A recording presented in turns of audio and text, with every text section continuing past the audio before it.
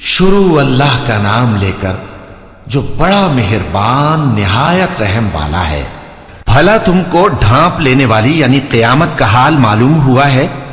اس روز بہت سے چہرے یعنی لوگ ذلیل ہوں گے، سخت محنت کرنے والے تھکے ماندے دہکتی آگ میں داخل ہوں گے۔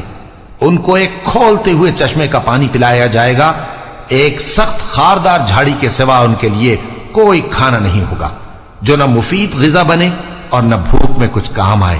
بہت سے چہرے یعنی لوگ اس روز شادماں بھی ہوں گے، اپنی محنت کے بدلے پر خوش، بہشت بری میں وہاں کسی طرح کی لغو بات نہیں سنیں گے، اس میں چشمے بہ رہے ہوں گے، وہاں تخت ہوں گے اونچے اونچے اور کٹورے قرینے سے رکھے ہوئے اور گاؤ تک یہ قطار کی قطار لگے ہوئے اور نفیس مسندیں جگہ جگہ بچھی ہوئی۔ تو کیا یہ لوگ اونٹوں کی طرف نہیں دیکھتے کہ کیسے عجیب پیدا کیے گئے ہیں، اور آسمان کی طرف کہ کیسا بلند کیا گیا ہے، اور پہاڑوں کی طرف کہ کس طرح کھڑے کیے گئے ہیں، اور زمین کی طرف کہ کس طرح بچھائی گئی؟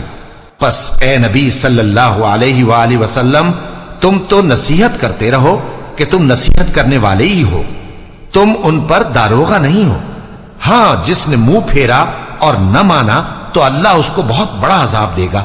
بے شک ان کو ہمارے ہی پاس لوٹ کر آنا ہے، پھر ہمارے ہی ذمے ان سے حساب لینا ہے۔